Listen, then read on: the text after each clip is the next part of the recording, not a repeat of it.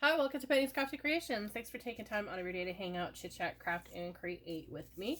Today I am doing a custom request video. It is paper roses and how I make them. I have two tools for using with the papers and for quilling. And they have these slotted ends on one side, so you can see here you can put a piece of paper in there. This one does not. This one also comes with the point. As you can tell, I haven't used it much because it's stuck on there. This one comes with the point. I don't really use it that much. Mostly use that end for like a pokey tool. And it is nice and sturdy. I'm not exactly sure where I picked this one up at. I think it might have been Hobby Lobby. I know I got the little one at Hobby Lobby. The only thing I don't like about this one is the handle itself twists quite a lot. This one is more my go-to one.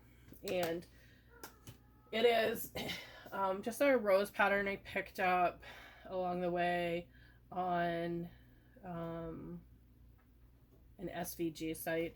I don't remember exactly what it was called because I've had it for quite a while. And I do 9 at a time for the heart project. And it takes a while to do them. So I just do the 9 and they peel so beautifully. When you're doing the cardstock, I use the 80 pound. I just feel like it cuts so easily. And then I have all this extra that I can use for little paper rosette, not rosettes, punches and stuff. And I have my punch here that I go through and punch out all the excess with. And then I use my finger. I do have the spatula tool, but I feel using the fingers to pull them off will give you a better result rather than picking one end and peeling them off like this, because then you're going to end up with it a little wonky. It's not going to lay flat, and I like to keep them flat until I'm ready to use them. So I find working my way down gives me a little bit better leverage on the paper roses, peeling them off. And I do this with all the sizes. Just use my nail, and you're not peeling up the gunk on the Cricut mats. And this mat I've got from Temu, and I absolutely love it. And I've used it quite a bit to cut with. And it still is very sticky. So the way to do them is I start on one end, the edge here, and I apologize for my mama cat. She's looking for the baby kitten. And you just slide that right in there, just like so. And you're just gonna hold it careful because you will end up with paper cuts if you slide your fingers along. Bibbit, shh, she's right next to you. Bibbit. So you just slide it along like so. And you can ink these up. I suggest that if you're going to do the inking, that you can wait till the end. Or do it while your paper is still on your pad and just go around the whole thing. So I just like to drop them down. And you can go the other direction as well. So you're going to give that effect of the color on the outside, or turn it so that you're going to go the inside. So it totally varies on what your preference is if you're using a one-sided paper. So I did the outside on this one. And you're just going to take, and to do the pattern on the inside, roll the opposite direction. And just continue to roll it that way towards you. I kind of alternate back and forth between them when I'm doing projects that are like this is got pattern on one side and white on the other. So I tend to go back and forth on them. So you're going to end up with two different styles. You're going to have that color on the outside and then the white on the outside. And it gives you a little bit alternating look, as you can see here. This one has that pattern on the inside. And this one has the white on the inside. And I just toss them down, gives them a chance to bloom a little bit.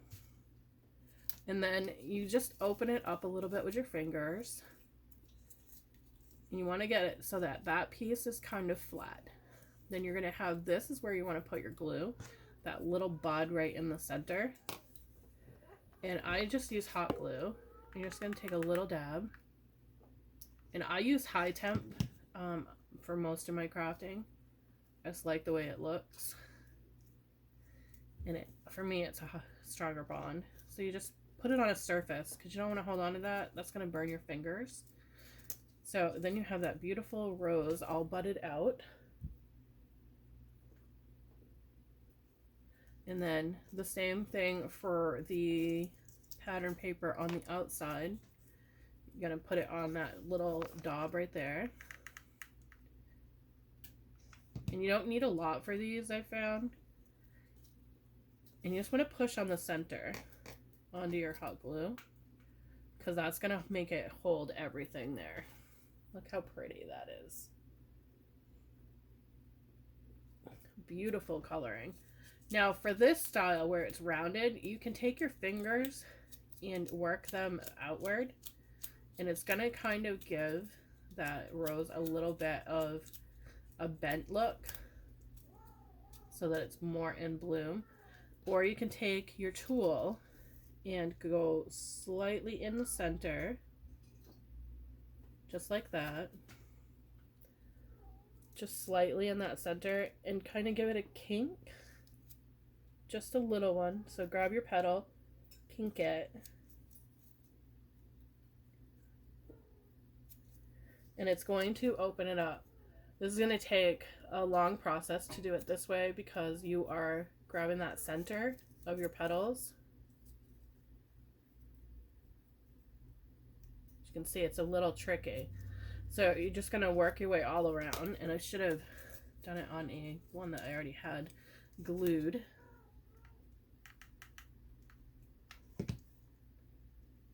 Itty, did you find her?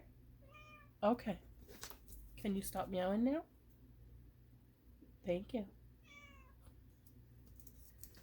Okay, so back to this. So you're going to put that in there and just twist it. You're just opening up those petals just a little bit by doing that. So in each petal, this will take maybe a couple of minutes until you get used to it, because you want to make sure that it's going to get right into that slide. And you're just going to work it on every single one that you can get it onto. And just let your slide here do the work for you. And you can do it several times on the outer petals to open it up a little bit more.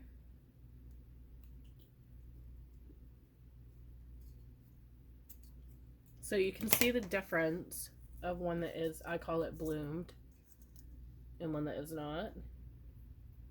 This one is really plain compared to the one that we bloomed.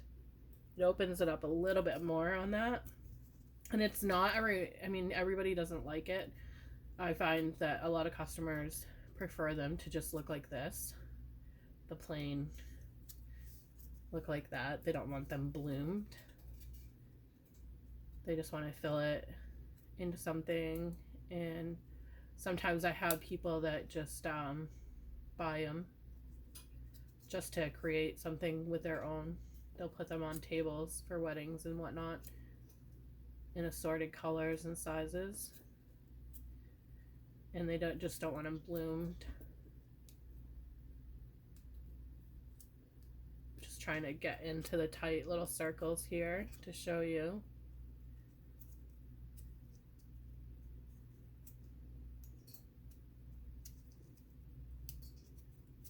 Okay, so this one is bloomed, this one is bloomed, and this one is not. So you can see the difference on the colors and whatnot. And then you just take them and do whatever you want with them, really. They're perfect for creating numerous things. Like you can put them onto the clips like that, and then use that on an ATC card like I showed you with the foam flowers, I think it was. You can add them onto hair clips. They can go onto mini clips. You can put them onto paper clips. And if you're going to do them on a paper clip, I suggest that you take a little bit of hot glue, put it there, and then put a piece of paper over it. And I'll show you what I mean. We'll go ahead and punch out one of these.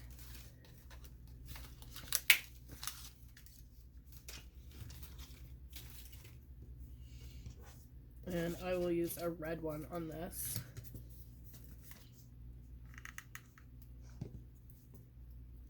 Let's go ahead and push that on there. And I'm not going to bloom this one. I just want to be able to show you. Let's grab a different paper clip. Something that matches a little bit better. Got a white one here.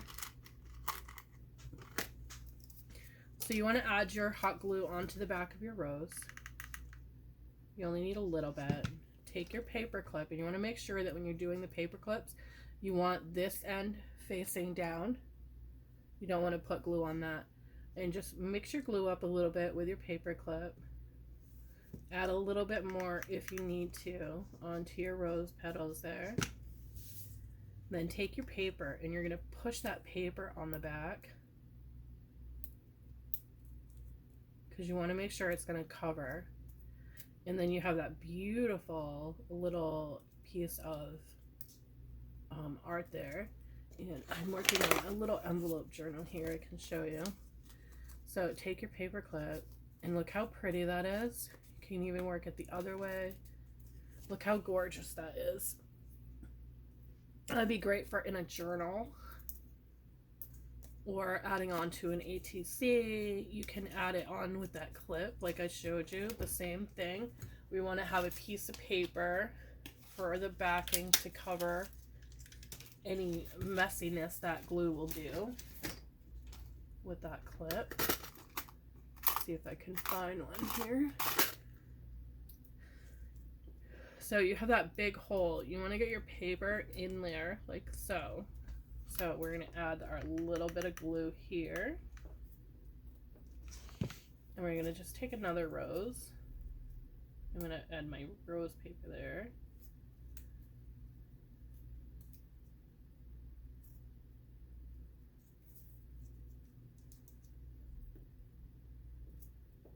And I'm going to take that, and I'm going to use that because I don't want to burn my fingers while I'm applying it. So I'm just going to push that on the back.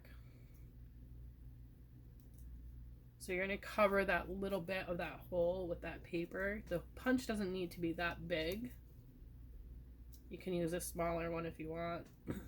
But it's the same concept as the paper clip. How pretty would that be on the top of a journal, both of them? Gorgeous, right? Really pretty. So that is how I make my paper roses. They do come in all different shapes and sizes. When you're doing them on the Cricut, you can alter the size. You can go really, really big or really, really tiny. I have some somewhere here. So I'm getting ready to work the Mother's Day confetti, and I've been working on the roses to put in there. So you can go really big, like you're seeing me work these here, or you can go really, really tiny. Like that is one of the small ones. That is one of the bigger ones. And then we have medium. So the size is totally up to you on how you want to do them for that. But I just like to make the paper roses and use them in many different things. Like I'm getting ready to put them into the Mother's Day confetti, which will be in another video, sharing what I put into that. So there's going to be various sized roses in that one as well. But I wanted to share at the somebody's request how I do the roses. So you can type in paper roses into your search engine on your whichever internet you use, not internet browser you use, and that will bring up all different kinds of roses, and you can just purchase them and get them for commercial use and whatnot. These are just two of the ones that I've done with them. I've used them in many things, as you've seen over the course of my channel. I've used them in hearts and whatnot. I used them on, this was one from last year with the little rosettes, and I've used them in the large hearts here, the ombres. The possibilities are endless on what you can do with them. So that is how I do them. Thanks for watching. Have a great day, and I'll see you in the next video.